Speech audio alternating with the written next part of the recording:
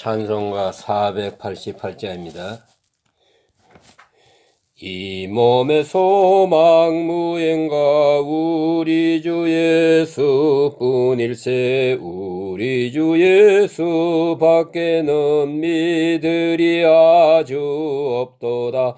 주 나의 반석이시니 그 위에 내가 서리라. 그 위에 내가 서리라.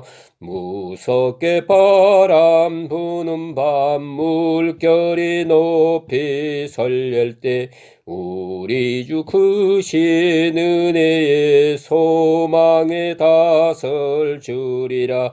주 나의 반석이시니 그 위에 내가 서리라. 그 위에 내가 서리라. 세상에 믿던 모든 것 끊어질 그날 되어도 구주의 언약 믿사와 내 소망 더욱 크리라.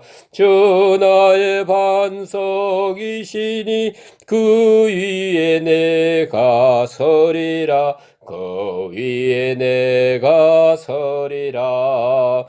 바라던 천국 올라가 하나님 앞에 배울 때 구주의 의를 힘입어 어여시 바로 서리라. 주 나의 반석이시니 그 위에 내가 서리라. 그 위에 내가 서리라. 기도드리겠습니다. 오늘도 우리 힘이 되시고 능력이 되시고 지혜가 되셔서 우리를 일깨워 주시기도 하며 주 앞에 모아 주시기도 하며 우리 마음을 열어 주시기도 하며 새로운 말씀으로 우리에게 공급해 주시는 그 은혜와 사랑을 생각하며 오늘도 감사와 찬송과 영광을 주께 돌립니다. 우리는 수없이 하나님 말씀을 들어왔습니다마는 이것이 지식에 머물고 지혜를 생산하지 못했습니다. 때때로 우리는 주님의 능력을 깊이 깨닫고 감사합니다마는 그 말씀을 따라 살지 못함으로 인해서 지혜롭지 못하고 어리석은 자와 같아서 항상 모료의 집을 짓는 것처럼 그렇게 어리석은 일을 반복하고 있을 때가 많았음을 주님 앞에 고백하오니 주여 불쌍히 여겨주시옵기를 기도합니다. 주님께서 저희들을 이처럼 사랑하셨지만은 그 사랑을 깨닫지 못하기에 아무 의미가 없고 우리는 슬퍼하며 탄식할 때가 많습니다. 사람 보기에는 고통스럽기도 하고 실패가 되기도 하고 또 여러 가지 어려운 일들이 있어지지만은 그러나 오히려 이 일을 통해서 하나님은 우리를 자유롭게 하시며 더 큰 것으로 주시며 더 신령한 축복으로 우리를 양육해 하심을 생각하며 감사와 찬송을 돌립니다. 원합 있는 들으신 말씀을 생각하면서 마음에 새기면서 오늘도 내가 가진 교회관 그리고 이 교회를 통해서 하나님께 나가고 있는데 내가 이 교회를 위해서 무엇을 했는가, 교회의 일꾼으로서 내가 해야 할 일이 무엇이었던가를 깊이 생각하면서 하나님 앞에 다시 한번 헌신하는 거룩한 시간이 되어지기를 기도합니다. 자비하신 주여, 하나님 말씀이 오늘도 바로 전해지게 하시고 또 듣는 이로 하여금 마음문을 열어주셔서 구원과 생명의 역사가 있게 하옵소서. 오늘 하루의 모든 삶을 주님께 의탁하옵고 예수님의 이름으로 간절히 감사하며 기도합나이다. 아멘. 오늘 주신 말씀 골로새서 1장 18절에서 23절까지 봉독해 드립니다. 그는 몸인 교회의 머리시라. 그가 근본이시요 죽은 자들 가운데서 먼저 나신이시니 이는 친히 만물의 으뜸이 되려 하시며 아버지께서는 모든 충만함으로 예수 안에 거하게 하시고 그의 십자가의 피로 화평을 이루사 만물 곧 땅 위에 있는 것들이나 하늘에 있는 것들이 그로 말미암아 자기와 화목하게 되기를 기뻐하심이라. 전에 악한 행실로 멀리 떠나 마음으로 원수가 되었던 너희를 이제는 그의 육체의 죽음으로 말미암아 화목하게 하사 너희를 거룩하고 흠없고 책망할 것이 없는 자로 그 앞에 세우고자 하셨으니 만일 너희가 믿음에 거하고 터 위에 굳게 서서 너희 들은 바 복음의 소망에서 흔들리지 아니하면 그리하리라. 이 복음은 천하 만민에게 전파된 바요 나 바울은 이 복음의 일꾼이 되었노라. 아멘.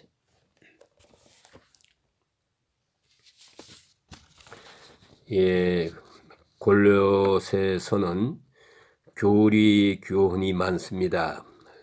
그 이유라고 하면은 모름지기 바울이 직접 세운 교회가 아니기 때문에 직접 방문하지도 못해도 기독교 교리의 가장 핵심적인 부분을 친히 편지로 써서 골로새의 교회의 교인들로 하여금 이 편지를 읽고 듣고 또 해석을 함으로써 바른 교리에 서게 하기 위함입니다.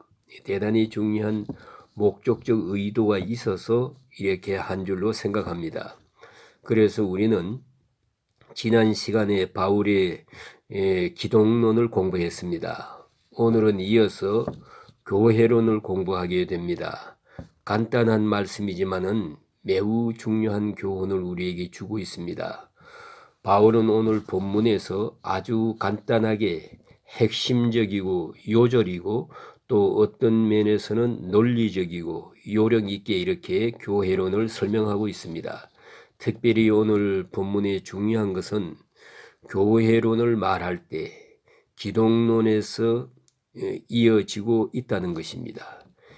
그러니까 기독론과 교회론, 그리스도와 교회 이렇게 함께 생각한다는 것이지요. 그리스도를 떠난 교회가 있을 수 없지요. 또 교회를 떠나서 그리스도를 생각할 수 없어요. 이 둘을 함께 했다고 하는데 그 외에도 기본 자세로부터 우리는 높이 평가해야 됩니다. 자, 이제 한번 생각해 볼까요? 이게 교회론이라는 것입니다. 이 논리라는 것은요, 이런 중요한 문제를 놓고 다른 사람은 어떻게 생각하나, 다른 학설은 어떻고, 잘된 얘기, 못된 얘기를 변론을 벌리게 됩니다. 이렇게 되면은 논문이 되고요, 책이 되고, 학이 되고 그런 거예요.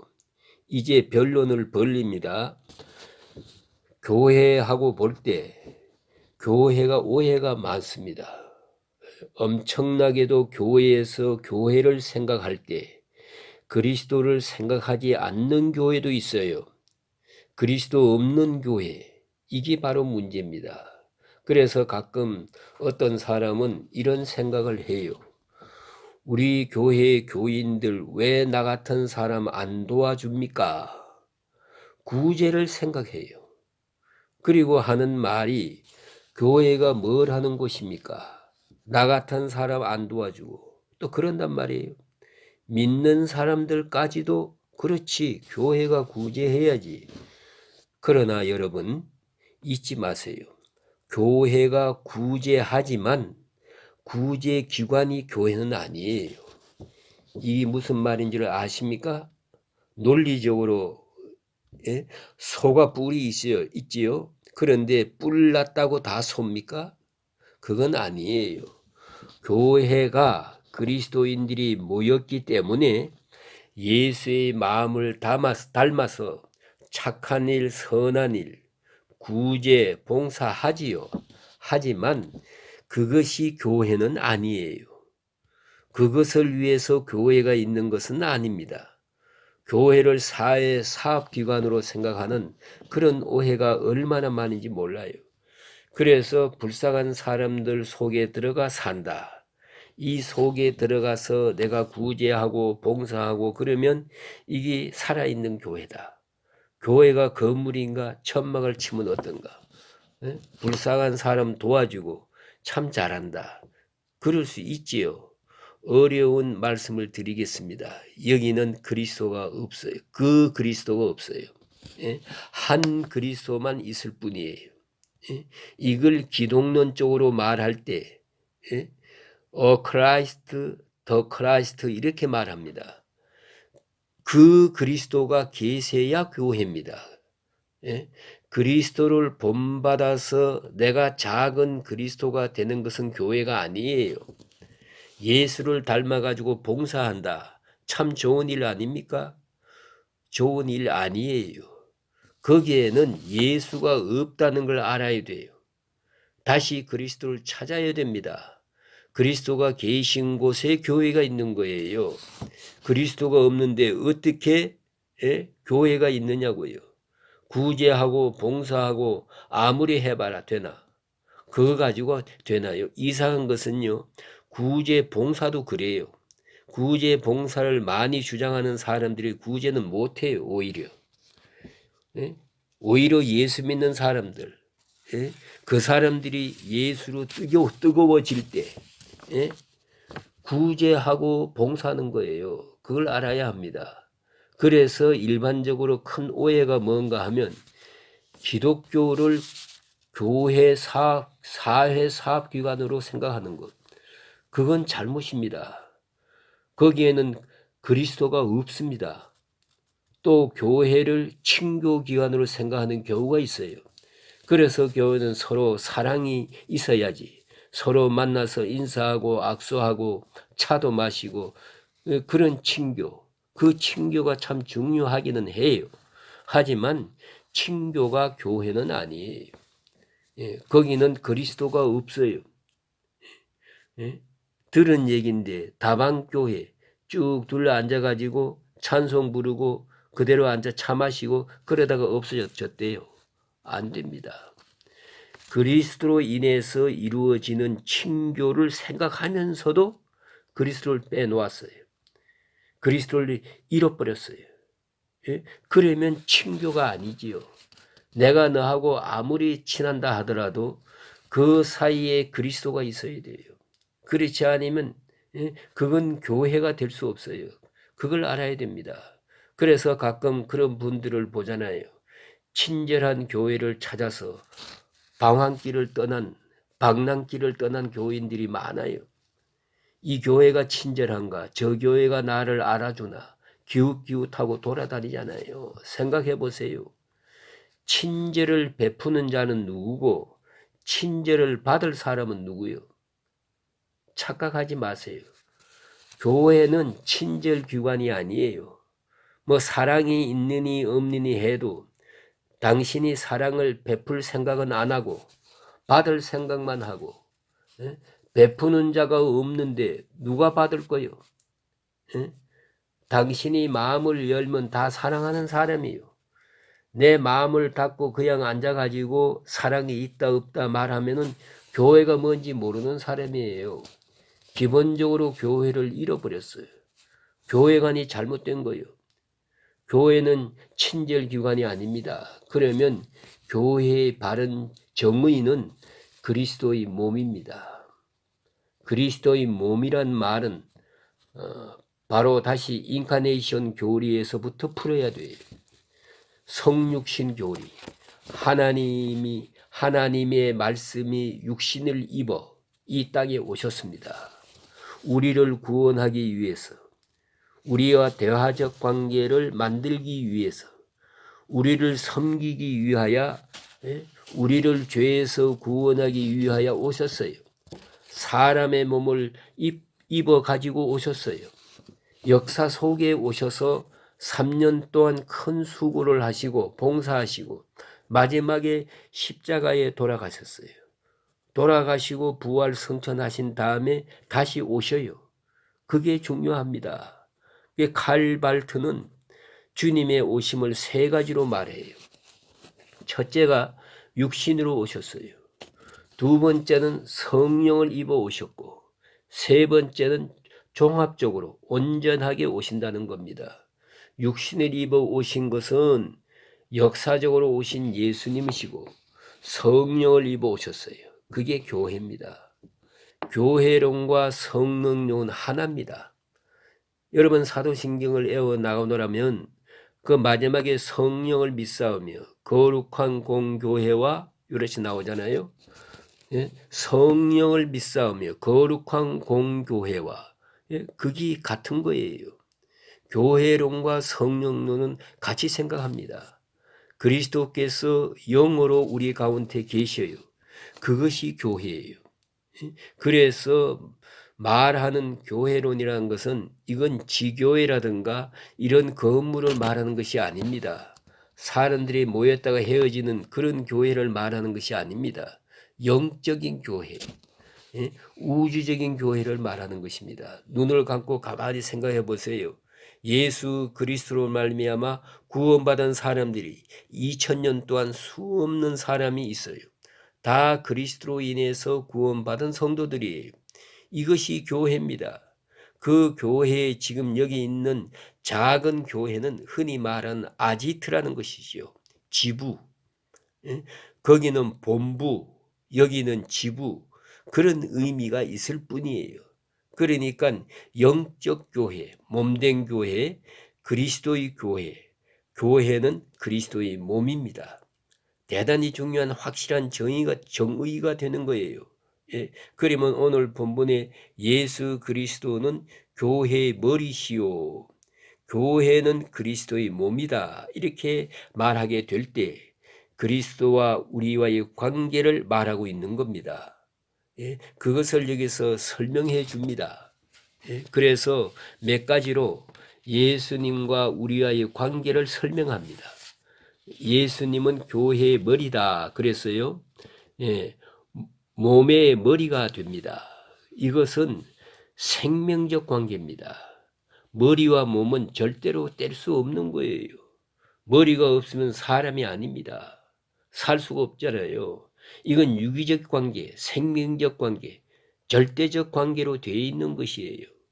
또 누가 지시를 하느냐? 머리가 하는 거예요. 여러분 다 아시는 대로 머리가 조금만 잘못되면은 다리가 움직이지 않고 팔이 말을 안 들고 그러잖아요. 그 어떤 분은 음식을 먹고 넘기지도 못해요. 왜 그래요? 이 뇌가 잘못된 거예요. 모든 것을 머리가 지시하고 있잖아요. 그러니까 우리 교회는 그리스도의 지시를 받고 그리스도의 명령과 가르침을 따라서 혹은 그 생명력을 공급받아서 행동하는 것입니다. 여기서 한 가지 생각해야 됩니다. 그것은 바로 교회란 게 뭐냐 하면은 교회를 통해서 그리스도를 만나는 거예요. 교회에 와서는 그리스도의 말씀을 듣는 겁니다. 그걸 우리가 몸에서 그 머리를 보아야 되는 거 아닙니까? 만나야 되는 거예요. 사람을 만날 때 얼굴을 보는 거 아닙니까? 눈동자를 보는 거예요. 작은 부분이지만은 머리를 보는 거예요. 왜요? 그것이 바로 그 사람이니까. 그걸 우리가 알아야 돼요. 교회란 그리스도가 계셔서 교회예요. 그리스도의 말씀이 들려져서 교회예요. 우리가 교회에 나와서 그리스도를 만나고 그리스도의 능력을 경험하고 그리스도의 말씀을 듣게 되면은 그게 교회예요. 그러면 교회는 부흥되게 되어 있습니다. 가끔 그런 질문을 하잖아요. 어떻게 하면 교회가 부흥되나요? 교회로 교회되게 하면 부흥됩니다. 교회가 교회되게 한다는 게 뭡니까? 거기에 그리스도가 계셔야 됩니다. 그게 교회예요. 두 번째 오늘 성경이 말하기를 이것이 그리스도의 교회와의 관계에 대해서 근본이라 하는 말을 했어요. 근본. 그가 근본이라고 이렇게 말합니다. 근본이란 말은 헬라 말로 알케, 영어로 beginning, 시작이란 말입니다. 이건 시간적 의미 시작이 아니고 질적인 의미에서 시작이라고 하는 거예요. 우리가 하나, 둘, 셋 이렇게 할 때 숫자를 셀 때 맨 처음 하나가 기본입니다. 하나가 없이는 숫자 개념이 성립되지 됨이 없어요. 알파벳을 말하면 A가 먼저 있고 B가 있는 거지. 그게 바로 알케라는 거예요. 그리스도가 먼저 계시고 그가 계심으로 해서 우리가 존재하고 교회가 존재하는 거예요. 그래서 근본이요 기본이 된다 하는 말입니다. 그리고 세 번째 말씀은 먼저 나신 이니 이렇게 말씀하시는데 먼저 나신 자, 죽은 자 가운데서 먼저 나신 자이시니 그랬습니다. 예수님은 죽은 자, 죽은 자 가운데서 먼저 나신 분이다. 첫 열매다. 먼저 나신 자, 죽은 자 가운데서 먼저 나신 자이시니 그랬습니다. 이렇게 말씀하시는데 처음 났다는 말은 출생을 의미하는 것이 아니고 존재를 의미하는 거예요. 그 말은 뒤에 나는 사람을 의미합니다. 이 말을 이해하려면 초대교회의 역사적으로 경험한 초대교회 사건을 보면 압니다. 아주 귀한 말씀이에요. 교회가 언제부터 이루어졌습니까? 예수께서 병 고칠 때 그 많은 사람이 고쳤는데 그 병 고친 사람이 모여서 교회를 세웠습니까? 그게 아니잖아요. 또 예수님이 많은 교훈을 가르치셨는데 그 교훈 받은 사람들이 감동, 감화 받아가지고 그 학설과 교훈에 의해서 교회가 생겼느냐? 그것도 아니에요. 교회가 교회된 시장은 어디 있느냐? 예수님이 죽으시고 부활하시고 그 부활 생명을 체험하고 그 부활의 증인들이 모여가지고 교회가 된 거예요. 이건 아주 역사적인 경험을 여기서 설명하고 있는 것입니다. 그러니까 교회는 주께서 우리를 위해 죽으시고 우리를 위해서 부활하심으로 그 생명력을 경험한 사람들에 의해서 이루어진 것이니까. 그래서 교회의 시작이 된 거예요.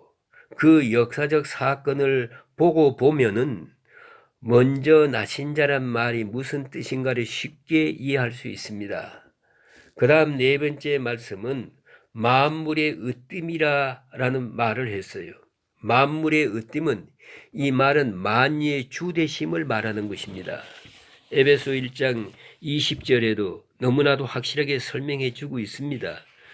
그의 힘의 능력이 그리스도 안에서 역사하사 죽은 자들 가운데서 다시 살리시고 하늘에서 자기의 오른편에 앉으사 모든 통치와 권세와 능력과 주권과 이 세상뿐 아니라 오는 세상에 일컫는 모든 이름 위에 뛰어나게 하시고 또 만물을 그의 발 아래에 복종하게 하시고 그를 만물 위에 교회의 머리로 삼으셨느니라.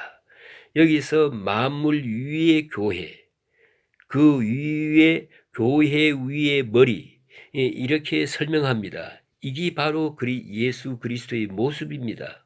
그래서 보이는 세계만 아니에요.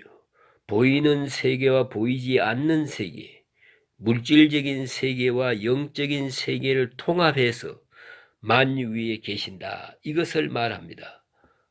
또한 그 다음에 이어서 교회의 속성과 목적에 대해서 말합니다. 그것은 화평을 이루기 위한 것이다. 십자가의 피로 화평을 이루사 만물을 그 땅에 있는 것들이나 하늘에 있는 것들 그로 말미암아 자기와 화목하게 되기를 기뻐하시느니라.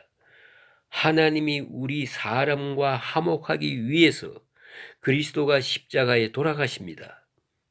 그것이 교회의 목적입니다. 하나님과 우리 인간이 화목하는 그 만남의 장소가 교회예요. 화목하게 하는 교회 역사가 교회입니다. 화목은 하나님과 화목을 위해서 교회가 존재하는 것입니다. 그러니까 모든 죄인들이 찾아와서 회개하고 구원받고 하나님 자녀가 됩니다. 화평을 이룹니다. 그것을 위해서 교회가 있는 것입니다.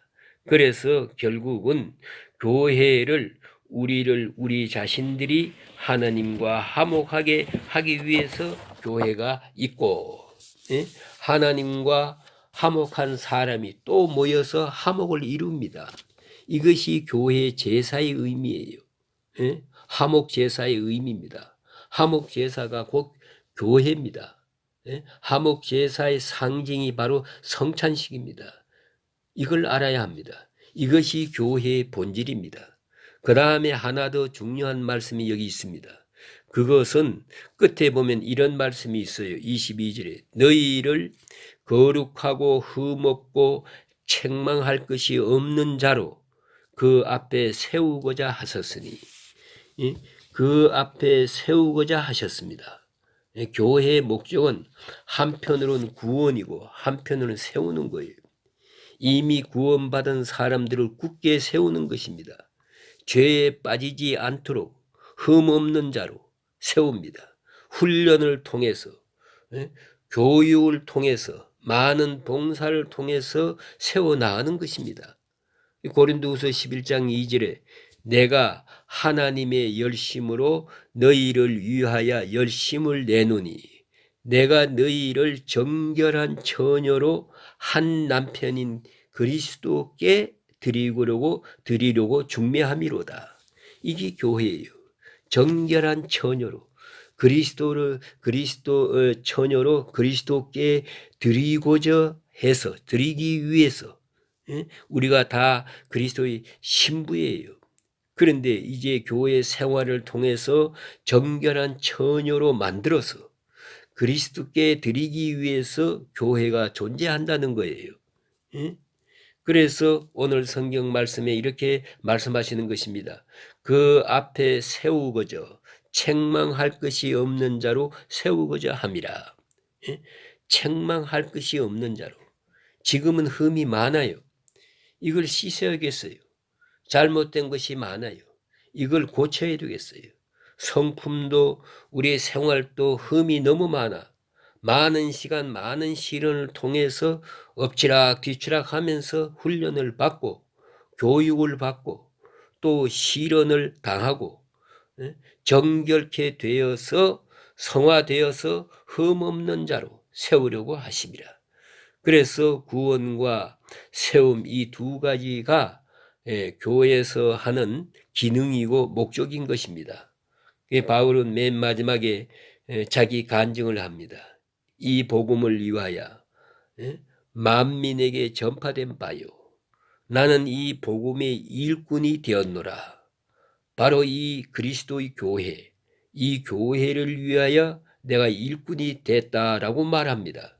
여러분, 우리는 교회의 지체입니다. 동시에 어느 모퉁이에서든지 어느 부분에서든지 교회의 일꾼이 되었다는 걸 잊지 말아야 합니다.